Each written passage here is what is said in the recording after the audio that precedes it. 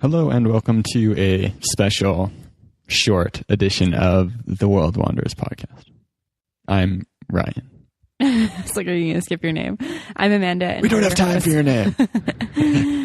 Today we're going to give you 5 quick travel hacks, quote unquote, for South America. Yeah, and they're very specific to locations.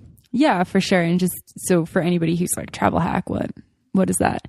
It's basically how you can save money or do something more efficiently or do something easier just from our experiences there. We've already figured these things out, so we want to pass them on to you so you can save some cash and have a really smooth trip in South America. Yeah, and definitely things that aren't obviously apparent. Yeah, Lonely Planet does not have these travel hacks. It's like most of these, we've been doing this thing and then like, oh, someone's like, oh, you can actually do this. And you're like, oh, that's so much better. Or you keep hearing about these from other people. So things, we've learned from being there that you can hopefully use if you're going down there to save some money, save some time, and just have a more enjoyable experience. For sure. So getting right into number 1, if you're going to Colombia and you're planning to travel around to multiple different cities, the buses there aren't awful, but they're not that pleasant. They tend to run a little bit late and they are a little bit slow. Usually bus travel is more commonly taken because it's cheaper than travel.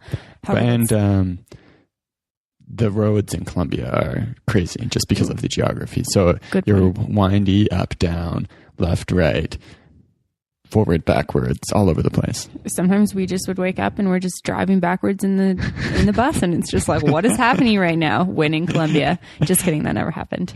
But it's actually not cheaper to take buses in Colombia. It is super affordable to take domestic flights in Colombia with a company called Viva Colombia. The problem with Viva Colombia is that they don't take credit cards from foreign people. So I think Viva Colombia is subsidized, I would imagine, to offer cheap domestic flights for Colombians, I think is the goal. And that's why they don't take foreign credit cards, because they don't want foreigners using it as much, I would imagine. Yeah, I think that's probably it. So we went on Skyscanner and like, wow, these Viva Colombia fares are so much cheaper. For example, you can fly from Bogota to Medellin for $37 American right now.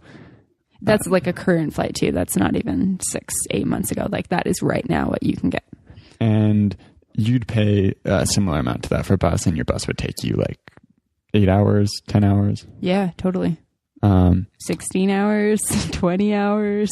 So we saw these Viva Colombia flights and we're like, sweet, how would we do that? Like, let's buy one. And then you're like, oh shit, I can't, it doesn't work with my card. And some people told us like, oh yeah, you can't use them. You need to get someone who's Colombian to buy the thing, which doesn't sound that possible until someone told us about Via Boleta. Yeah, so we heard it, like we found Viva Colombia tickets when we were in Bogota, our first stop in Colombia. And we're like, oh, this isn't possible. Completely wrote it off. Bus to Santa Marta, awful bus ride, driving backwards on the road, all sorts of crazy stuff is happening. And then somebody tells us about, like Ryan mentioned, Via Boleta. So it's kind of like, it's a selection when you go, instead of entering in a credit card, you select Via Boleta. You put in your name and you get a confirmation code. And then you can go to these Via Boleta stands. And so they tend to be in grocery stores. They basically look like a lottery counter. And basically you hand over a large sum of cash, because in pesos, it's just a lot more. You hand it over and they give you basically a piece of paper that looks like a lottery ticket, but it's actually got a flight confirmation on it. And bam, flight ticket. Yeah, and then you get these amazing cheap flight tickets. So the second travel hack is... before we go into the second one, I just want to say, we were really uncertain of it the first time we did it, and we went to the airport and we're like, we might not be getting on this flight because we've got like this lottery looking ticket. It's just the way things are though, and it works. It's 100%, maybe 98% reliable. It's credible. And it's definitely something that I would recommend. Yeah, it's kind of bizarre. Like because you go click this option for your flight ticket, you don't pay for your flight ticket, and then you've got to take cash to the grocery store. But yeah, it works. And just a suggestion, if you are doing that, there's all these upgrades to board earlier and stuff. But like, it's so much madness at the Colombian airport that like unless you're really super assertive and understand Spanish well, you're not going to be able to take advantage of that. So just don't pay for those options. Yeah, just pay the basic price. So the second one is that also Colombia and also in Bolivia as well, if you are busing, the bus fares are not set in stone. The people selling tickets have massive amounts of wiggle room. Not even wiggle room. They can cut the price in half if they want to. They basically are making up a price. And when you come up and you're foreign, they make up a higher price than if you're local. Yeah. So I would have kind of assumed, like obviously you know that bartering is more common in South America, other countries like that. But I would have assumed, a bus station, those tickets are probably set in stone because the bus line wants like some level of cost certainty or something.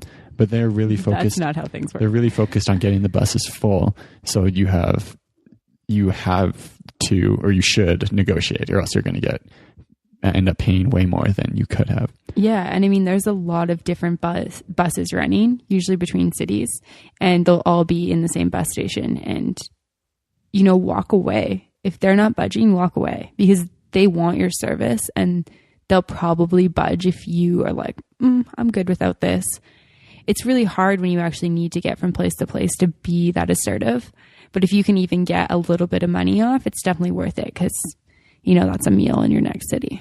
Yeah. And it's definitely not like they're negotiate all day. And if you're a white person who doesn't speak Spanish very well, they kind of know that if they play hardball with you, like you're probably going to cave. Especially like they assume that you have money, which in most cases it's pretty cheap anyways. So you do have money if you're traveling around, but just really be firm, stand your ground, go to another ticket counter, really give yourself that time to go between companies and see what they're offering you and see what they're willing to give you.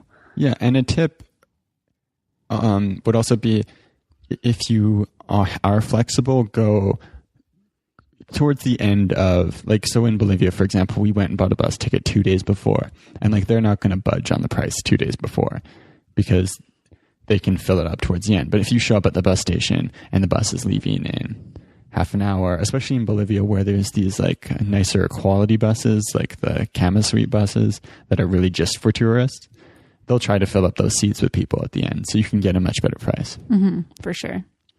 So the third travel hack is to bring US dollars to Argentina.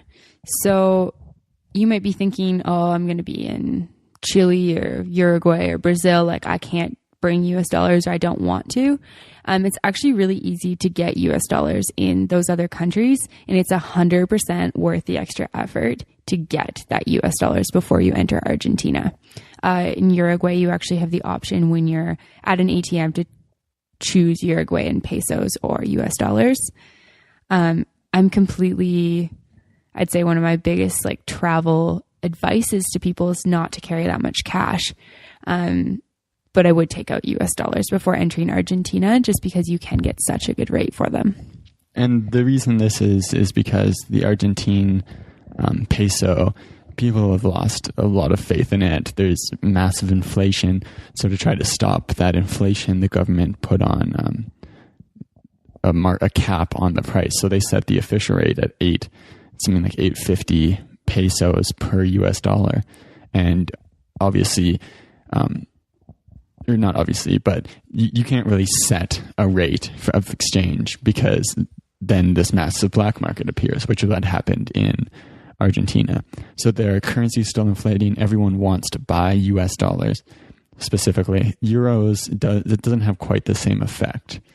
You don't get as good of a deal on euros. Yeah, it's definitely US dollars that they're wanting right now. Because people in Argentina want US dollars because it's a safer store of value. Because if you have $10,000 in savings in the bank in pesos, that could be worth $5,000 next year, unless you get your hands on some US dollars. So the blue market rate, which is the black market, but it's like a kind of a accepted black market, is 13 pesos per US dollar. So if you can bring in US dollars, turn them into pesos as you go, things become like that's like 50% cheaper for you than if you're withdrawing from an ATM at the official rate. Yeah, and it's pretty interesting because just, if you're in some of the bigger cities in Argentina, especially like Buenos Aires or Mendoza, those sort of cities, people will be, especially Buenos Aires, just on the street, like, offering to change your money for you. And I just take that time to, talk to people at your hostel, talk to people where you're staying, and find sort of a credible area. There is a risk involved with this because there's such a street market for it. People are, there's a lot of fake money going around. When we were there being involved with language school and at a homestay, we were able to find credible places to exchange our money. And we saved a ton of money in Argentina because we had those US dollars with us. Yeah. And there's also, because the Argentine government likes to meddle with the economy, there are like some other option. Like, this is very easy and straightforward and safe to do, bringing in US dollars. But if you also, we talked to people who were bringing in iPhones, because you can't really buy iPhones in Argentina. So they're just way, way more expensive if you can bring them in without getting them taxed.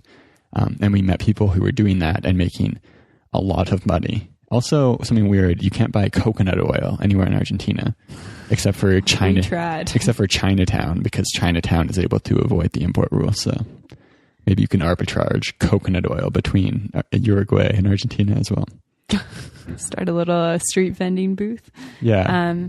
Yeah, no, I mean, if you're coming straight from Canada to Argentina, maybe bring your old electronics down, or if you want to sell them for some money.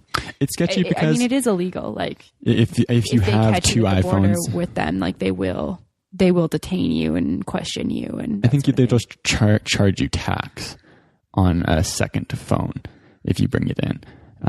But usually with tourists, like, they know we have lots of electronics and they don't really check you that much. They're more concerned about Argentinians. Yeah, for sure. I'd probably stick to the US dollar thing, but definitely a good point if you're looking to...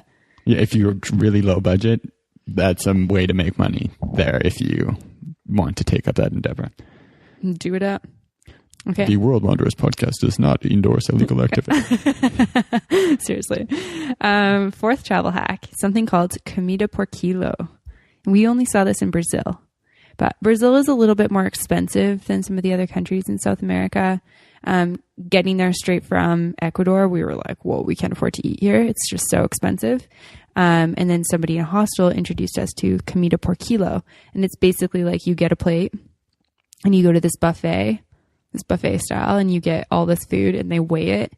And there's a whole bunch of them. So they're all competing for like the cheapest price per kilo. And you can eat like a king for a ton of money. I mean, you can eat like a king for a very little amount of money.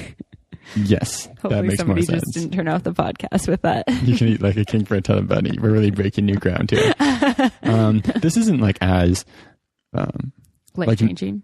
Yeah, or like it's, you're walking around and you see these places everywhere, but we didn't really get a little bit sketchy, though, I think is the thing. Like, I was looking at them being like, ugh, that looks kind of like gross, like Chinese buffet style. Like, I don't really want to crap my pants later. And we didn't really know how they worked until we went to Rio and everyone was going, and we met a guy and he's like, oh, yeah.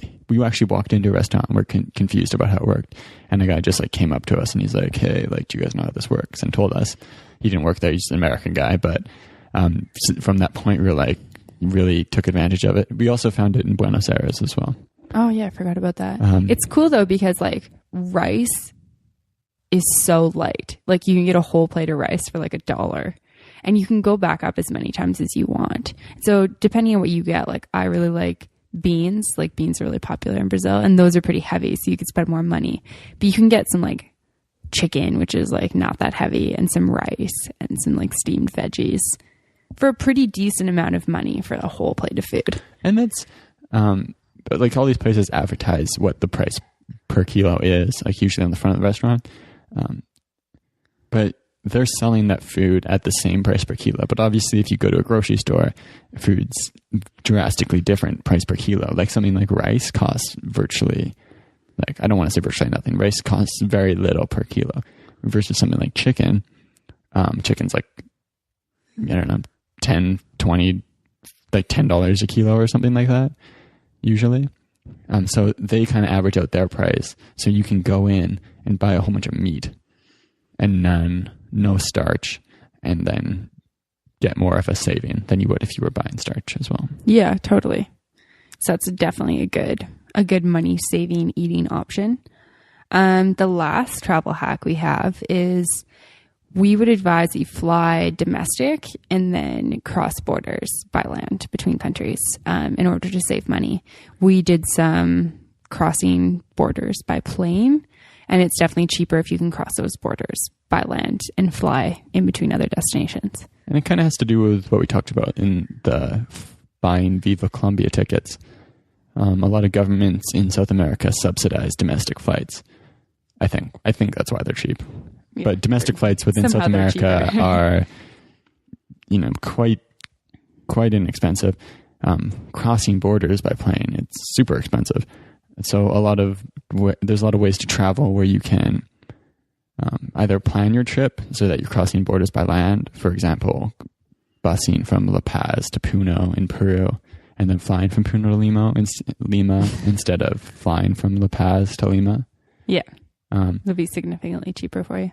But even if you aren't planning your trip in that way, you can also do something like going from Lima to Bogota. You can fly from Lima to Iquitos, take a boat to Leticia in Colombia, fly from Leticia to Bogota, and that's going to take you a really long time, but it's going to be cheaper.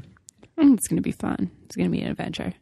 So just depending on, you have to look at your values there, like what your time is worth compared to your budget and that sort of thing. But in general, I'd say if you're looking to have a combination of bus versus air flight travel, to just try and plan your air flight travel more domestically and your bus travel via border crossings. Yeah. And it seems like, I feel like I have an idea, or I had an idea in my head that border crossings can be really annoying via bus. And, they can be timely or time consuming and a little bit frustrating at moments, but crossing borders in airports really isn't better. It's still got that frustration of crossing a border. Yeah, and you're usually sacrificing time because flying from capital city to capital city is quicker usually, but if you value saving money, also usually get a bit more of an adventure. Yeah. All right. Anything else you want to add before we sign off? Nope. Okay. Check out the show notes at www.theworldwonders.com. Send us an email if you have any other travel hacks you think should be added to the list at theworldwonderspodcast@gmail.com. Thanks for listening.